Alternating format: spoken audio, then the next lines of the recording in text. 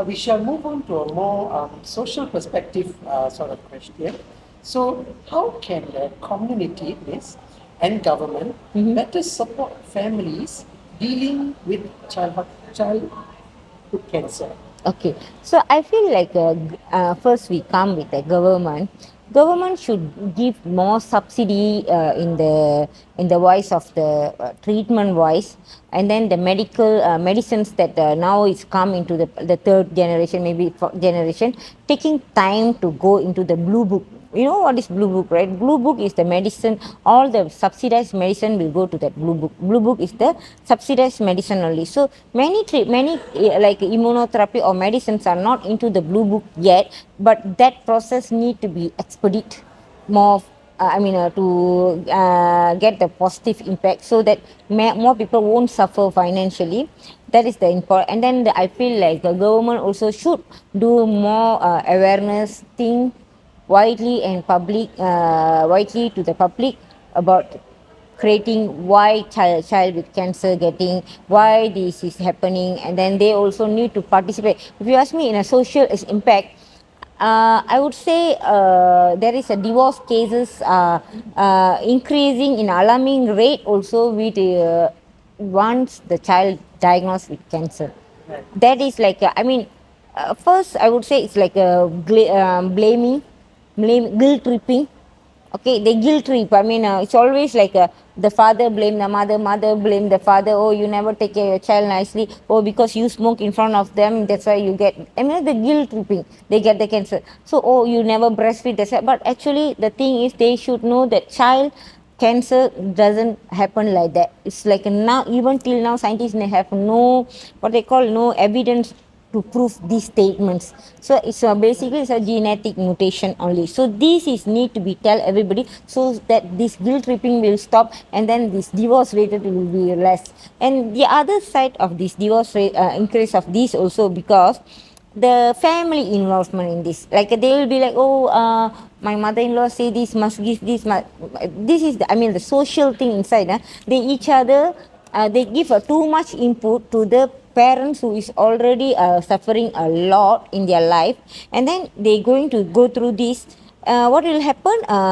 The couples will quarrel themselves. You are not listening, you are not. It's like we love actually everybody give input because they love the child, but the thing is they should know when to give, what to say to the child, and let the professional to do the best thing for the. So it's always like end of the day they need to go to. So this kind of a thing all the government part have to do. So beside the government, the social you're asking about the social, what the society can do.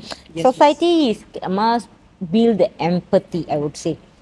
That is the empathy is the most important part when to this, because why what I see is like we are lacking of I don't blame anybody because of the lack of awareness about the empathy also. I would say that's why they react. Like some people don't know how to react, so they say something that will be very cruel to the family. So when why empathy is like when you have to put yourself in the person place before saying anything. So like what like okay, when the mother come and mother knows the child is got cancer, then you was like you can't tell the person immediately, I have my grandmother, auntie's grandmother, the cousin all got cancer and they passed away.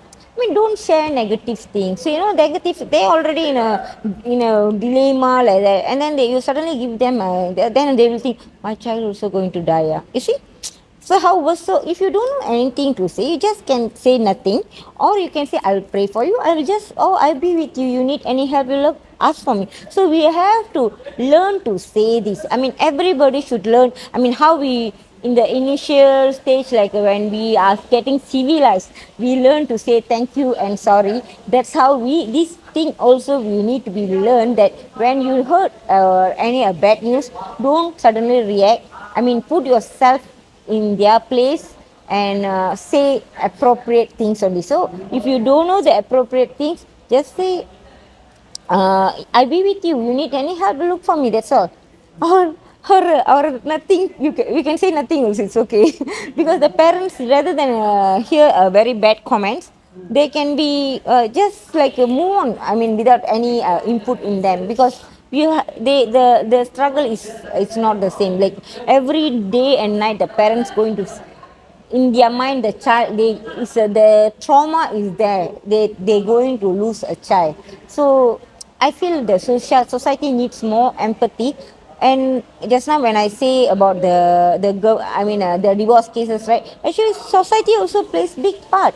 I mean, let the parents make the right decision for the child. So don't give inappropriate, I mean, unsolidated advice, I would say.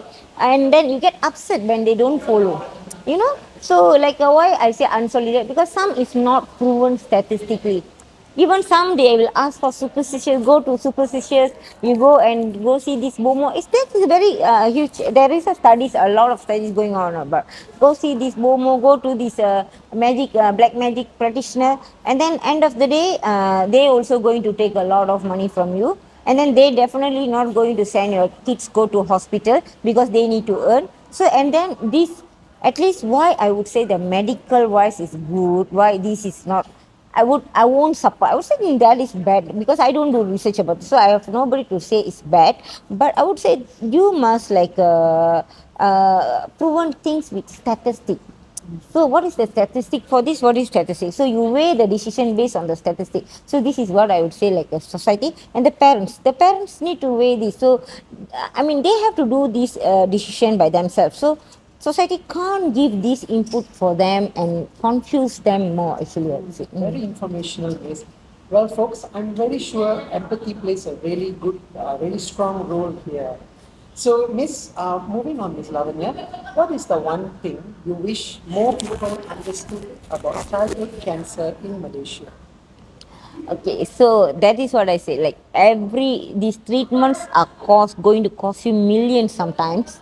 So everybody should know that it's like a not attack when they need fun or anything. Don't treat them like a beggar or poor people. So this is like we have to normalize. This is normal when like everybody, if like someone give I mean a government give a free fund or anything, everybody want to go and take, right? I mean there is no anything. So treat this also same as like when the child is diagnosed with cancer and then they need the fund, and then when the parents are looking for, you just treat them just like you, that's all. You don't treat them different. And then they also must have that empathy to donate, importantly, because I mean it's not a must, but any amount is not a small amount. I would say, because even $1 for 1 million is already 1 million. Yes. Correct. $1 is a very big thing. So how many millions we have in our Malaysia? 32 million. Correct. So you see how many? I mean, literally about next 8 years, we can cover all the child with the cancer we can treat, because every 100,000 kids, 77 children can get cancer in Malaysia. Every 100. So imagine how many children are in Malaysia now. So how many could get cancer? And recently I went to Sarawak, the child cancer department, and I figure out that every year 200 kids are passing because of cancer in Malaysia. 200 kids. Isn't it sad? 200 kids is not small amount, Yes, Miss. right? That's a really impactful statistic there by Miss Lavanya. All right, Miss. So moving on to our last question for our interview, Miss Lavanya, personally, what do you feel towards these innocent children suffering from cancer? Obviously, it's a very heartbreaking. It's very, very heartbreaking. There's like I mean, initial stage. Our first question, so I told you. I mean, I really sometimes I do cry for next 2 days, 2 nights. I couldn't sleep thinking of them. The night time is the very solo, very alone time. So when I hear the same, the next big child, the next door child is passed on because of the treatment is not successful, or because of the infection, I won't sleep for the next 2 days, because also sad for the obviously, and also the trauma. Like I also have a child with cancer at home, and this is like a never ending. Actually, if you ask the caregivers, caregivers grieving is not about the passing, also grieving about the fear of having, how if the cancer come back, how if the cancer, what are you going to do, what, how that how question is the even your child going to be at 30 also, it will haunt you. Definitely it will haunt you. So this is the worst thing that I mean, as a parents, I could feel, even although my child is now 1 year 3 months in a remission, the same thing I still feel that every night, or I don't see her, I feel like what happened to her. I mean, where is she? I mean, how is something that I don't speak out aloud, but yeah, I wish to say the fear is there still. Every moment, every second, we have that fear. We live on the fear. Very emotional, Miss. Before we end this interview, Miss, what would you like to say to our audience, Miss, who are watching this, who watched this interview? Yeah, basically what we are here in this Children Cancer Association Malaysia, what we do is to create the awareness of what is childhood cancer, how they get the childhood cancer, what is the reason we are getting, and how you early symptoms, importantly, early symptoms of this